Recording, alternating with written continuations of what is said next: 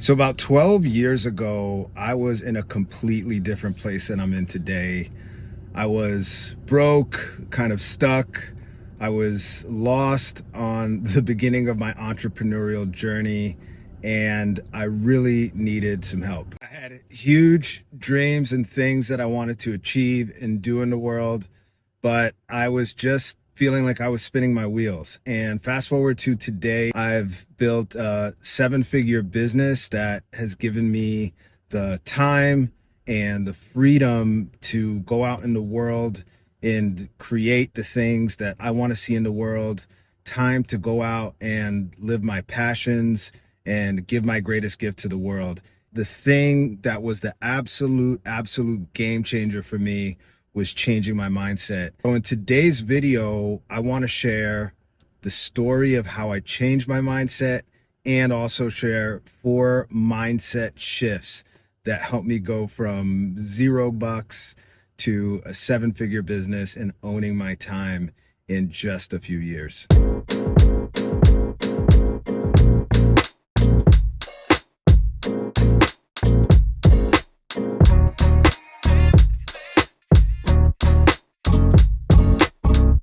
So let's just get this thing started. Today's a little bit of a different video. I'm not going to be talking about anything related to construction or design or the SELVA project in general. But what I want to talk about today is really part of my story, and it influenced and informed the place where I'm at today as far as creating this project SELVA. And so I want to give you guys some background on how I got here, some of my motivations for starting this project, and yeah, just share some stories with you. So right now it is Saturday and I'm just leaving my house, driving about 45 minutes away up to Mizata, to the future SELVA property.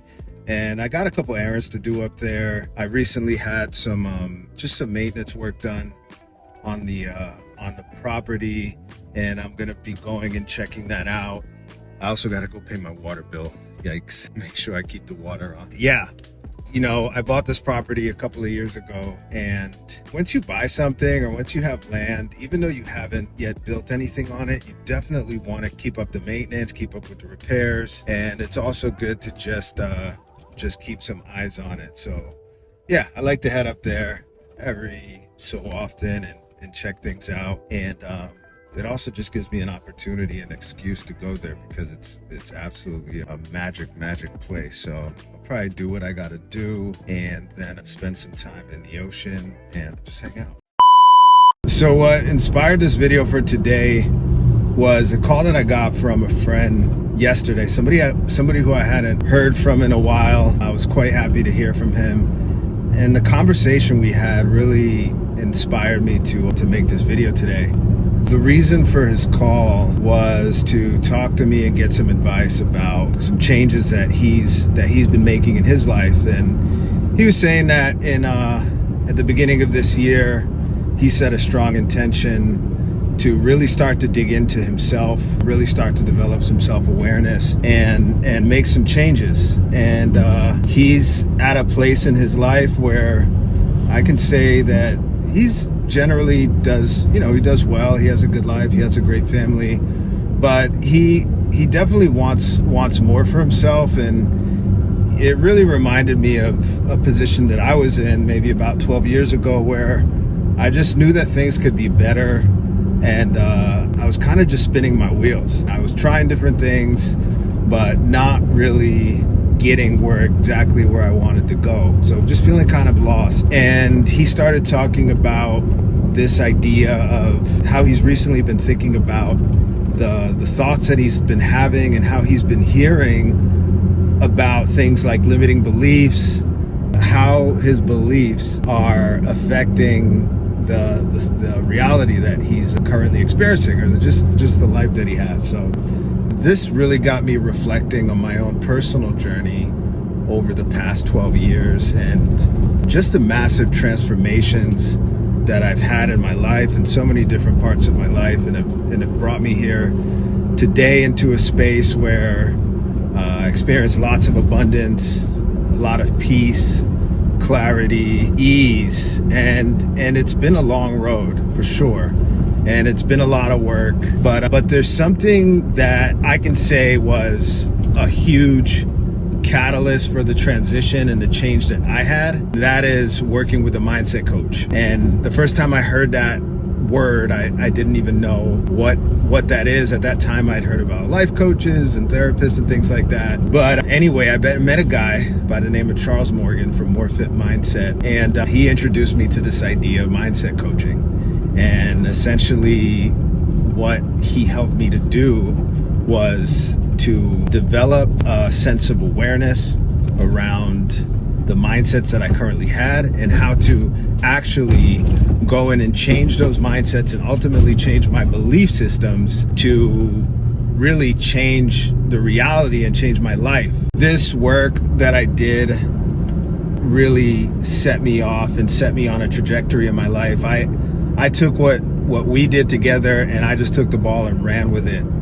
This path or this journey has so much to do with my motivations for building SELVA as creating a space where others can come and start their journey or use it as a tool to continue on their journey of self-discovery, developing self-awareness, and really just changing their lives, because I'm so passionate about the idea that so many of us, including myself at one time, not all of us understand that the true power that we all possess. We have the power to shape our lives and shape the reality that we are experiencing in. And this is a concept that I like to call living at the cause and not the effect. So living at the cause basically means that you make things happen. Living at the effect is essentially things are happening to you and you just don't know why. And what I've come to understand is that there's universal laws at play, whether you acknowledge them or not, but these universal laws are the things that govern the reality that we experience. And we all have a choice we can either acknowledge these laws, learn them and use them to our advantage, or we can just be victims of them and kind of get pushed around in life like a rudderless boat out at sea. And so I'm really passionate about sharing these things with other people, because there's just absolutely no reason, especially in this time of awakening that we're all in, for anybody to be living in misery. Happiness and clarity and peace and ease are really available to us all, but it's going to require that we do some work, and it's going to require that we look into ourselves and explore some things that maybe we've kept hidden for a long time that we didn't want to look at. And what I can say is that doing this will probably be one of the best things you've ever for yourself. So yeah, this is a big reason why I'm building SELVA, is to create a space where I can bring others in and also myself to share these tools and share these mindsets, share this energy to help others get to a place where they really want to be, wherever that is, whatever you vision for yourself, whatever you feel is your purpose.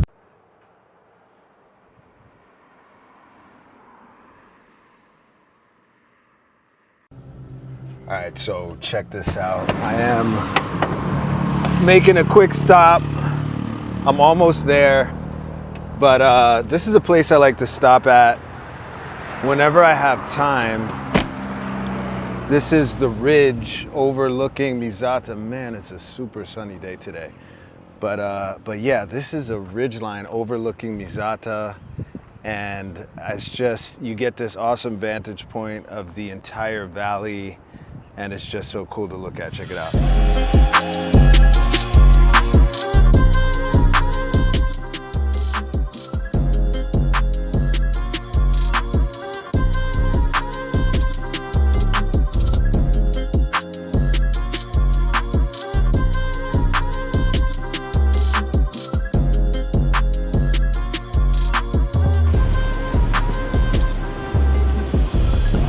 So one of the first big mindset shifts that I had was realizing that my thoughts create my reality.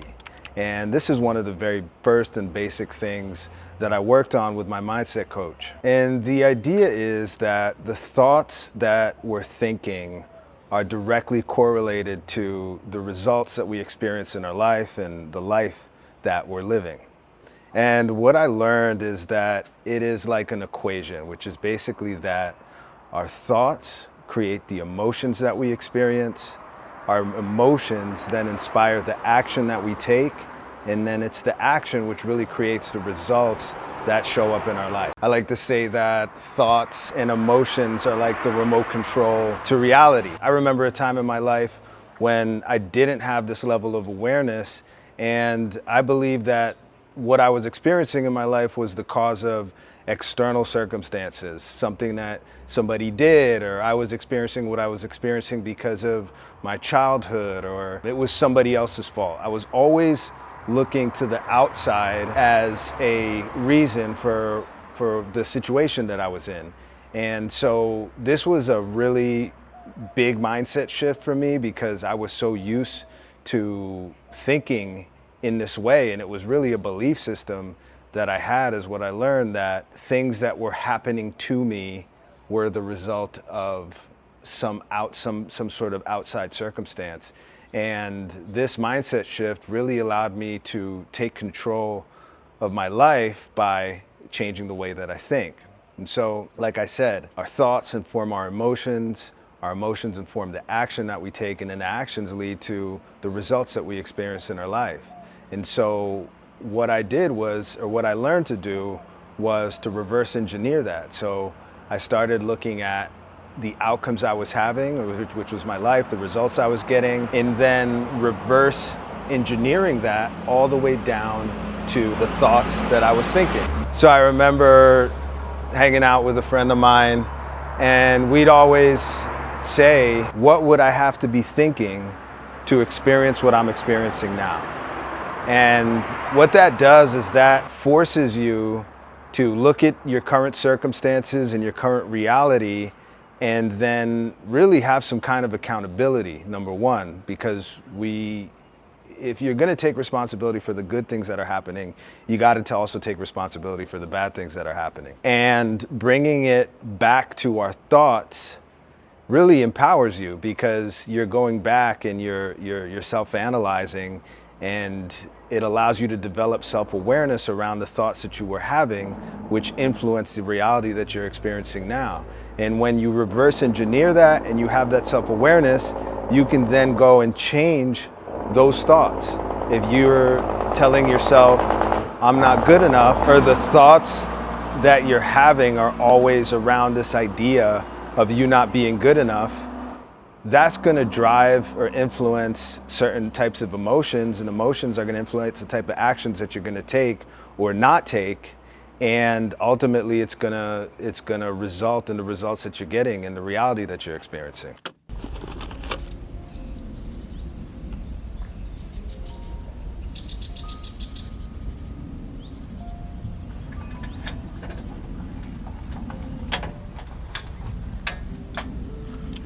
All right. Looking pretty good. It's dry season right now, so it doesn't rain at all. So things are actually really dry here. We get about 6 months of no rain, and then about 2 or 3 months during the rainy season where it rains every single day. But the good thing is it usually only rains at night, so daytimes are sunny. You still go to the beach, get outside. But the dry season is nice too, because in the beginning of the dry season, it is cooler, like really comfortable. But definitely during the summertime, around March or April, it gets really hot. Like you just stand outside and you're sweating. So last time I was here, there was a lot of debris on the ground after the rainy season, and just a lot of these trees were overgrown, so I can see He's trimmed up a lot of these coconut trees, which is great. We got some mango here. And yeah, everything looks really clean right now. So happy to see this. I want to keep these trees healthy because we're trying to keep as many of these as possible so that well, number one, it just creates a lot of shade, which is nice. But I feel like it just helps the vibe of the whole place. It gives it this really tropical vibe. And I mean, that's where we're at. We're in the tropics, we're at the beach. And that's the experience what we got. This is my favorite palm tree. This is called a Bismarck palm. I hope I got that right. Somebody's gonna roast me if I don't get this correct, but I'm pretty sure, no, that's not the Bismarck palm, hold on. That is a Bismarck palm, those really big leaves. And then it has this really big trunk. Yeah, here it is. This is the Bismarck palm. Looks like it could get cleaned up a little bit. We got to pull those fronds, but this, right where this is at, this is probably going to be it's probably going to be where the courtyard is at Selva. Right behind that is going to be where we have our, from the width of the property from one side to the other is where we're going to have our cafe. So you'll walk out of the cafe, and in this area, we'll have like a courtyard. Over there will be a pool. And then as you walk to the back of the property, you're gonna find the villas.